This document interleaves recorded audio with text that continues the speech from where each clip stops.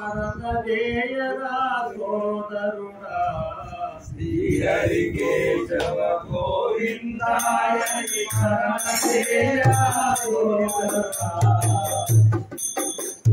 శ్రీహరి కేశవ గోవిందాయ స్మరణ చేయరా సోదరుడా శ్రీహరి కేశవ గోవిందాయ స్మరణ చేయరా కేశవుడా తీవ్రముగా సంసారవారధి కాటజేయుని సోదరుడా తీవ్రముగా సంసారవారధి కాటజేయుని సోదరుడా శ్రీహరి కేశవ గోవిందాయ స్మరణ చేయరా సోదరుడా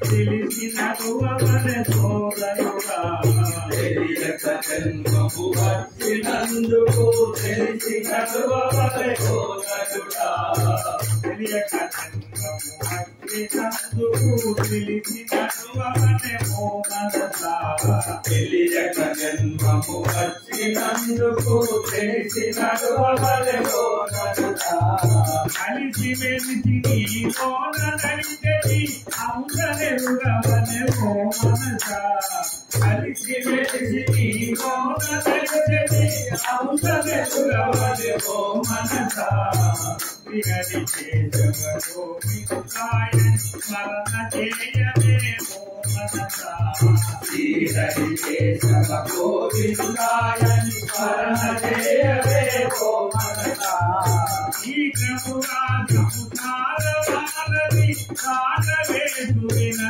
మనసా శీఘ్రముగా సంసారవారధి కాటవేయుని మనసా ఇతనకయముననే ఆశలను కోసివేయవనె మోమనసా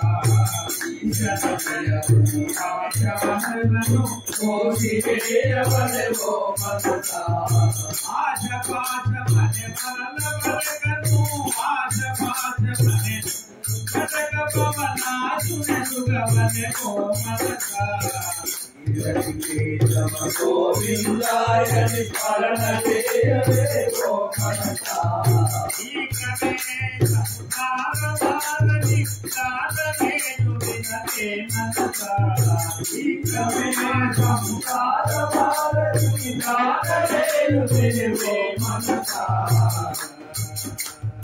మోసగాళ్ళు ఆటుకునున్నరు విను మోసము చేసె ఓ మనసా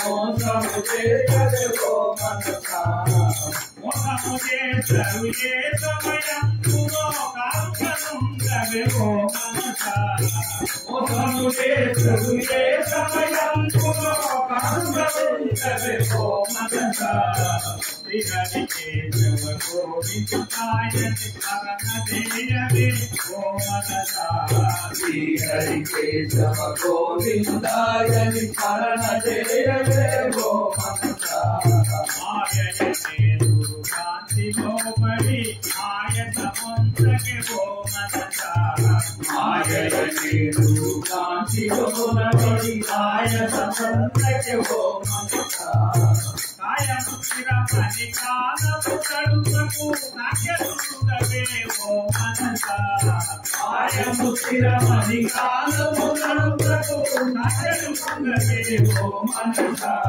శ్రీహరి కేశవ గోవిందాయ స్మరణ చేయవే ఓ మనసా శ్రీహరి కేశవ గోవిందాయ స్మరణ చేయవే ఓ మనసా శీఘ్రమే సంసారవారధి కాటవేయుని మనసా శీఘ్రమే సంసారవారధి కాటవేయుని మనసా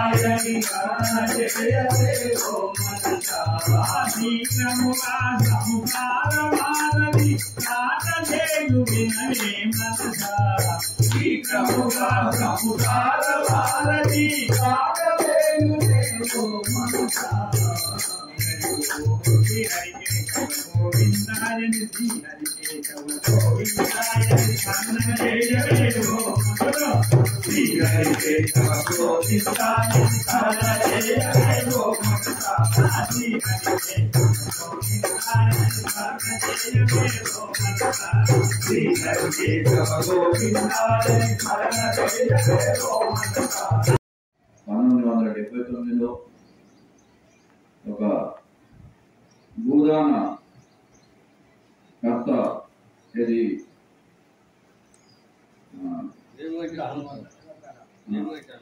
హనుమంతరావు గారు, కీర్తి చేసి హనుమంతరావు గారి ఇది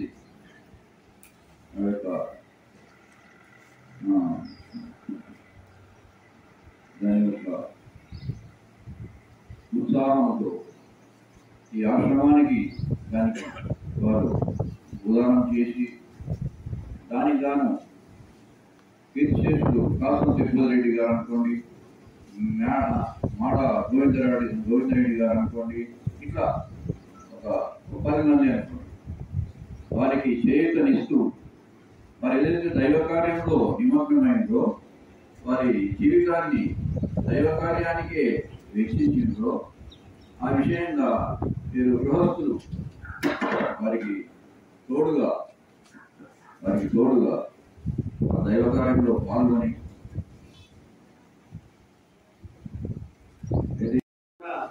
అసామాన్యమని నేను భావిస్తూ ఉన్నాను. ఈ కార్యక్రమంలో గోపన్న గారు మంచి పాట పాడారు, అట్లాగే లక్ష్మణ గారు కూడా మంచి పాట పాడారు.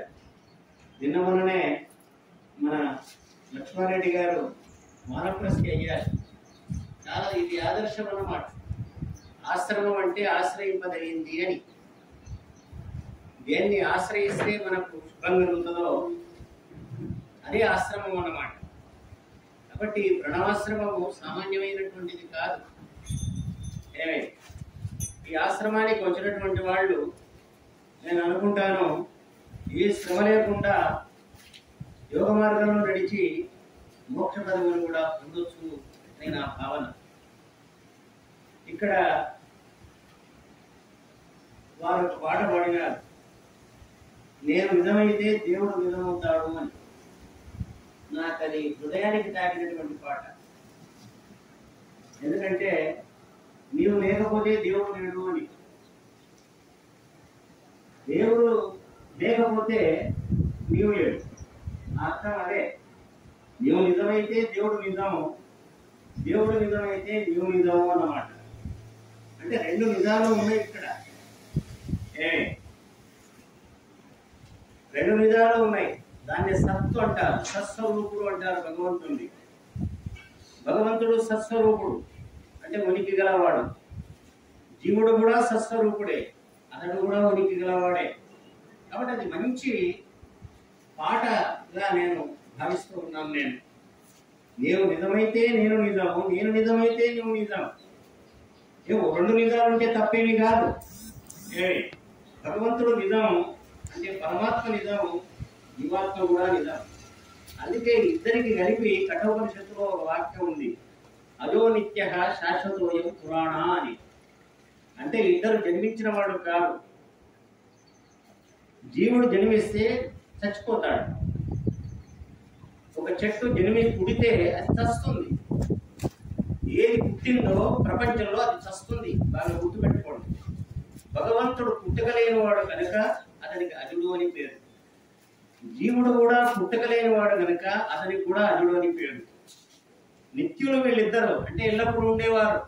చూడండి, భగవంతుడు ఎల్లప్పుడూ ఉంటాడు, జీవుడు కూడా ఎల్లప్పుడూ ఉంటాడు. కేవలం భగవంతుడే ఉంటే ఈ ప్రపంచానికి అర్థం లేదు. బాగా గుర్తుపెట్టుకోండి. కేవలం భగవంతుడే ఉంటే ఈ ప్రపంచానికి అర్థం లేదు. కాబట్టి ఈ ప్రపంచంలో జీవులు ఉన్నారు. జీవుల కోసమే ప్రపంచం.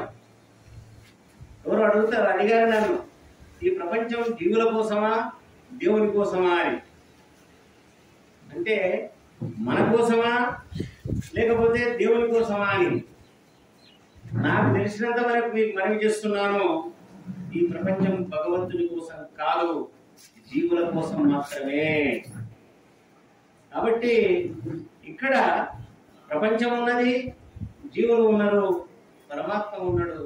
కాబట్టి పరమాత్మ మనం చేసే కర్మలకు ఫలాలు ఇవ్వడానికే ఈ ప్రపంచాన్ని ఇచ్చాడు. క్రియాశీలుడు వీడు. జీవుడు అంటే క్రియాశీలుడు, దేవుడు అంటే క్రియ లేనివాడు. అతను కర్మ చెయ్యాడు.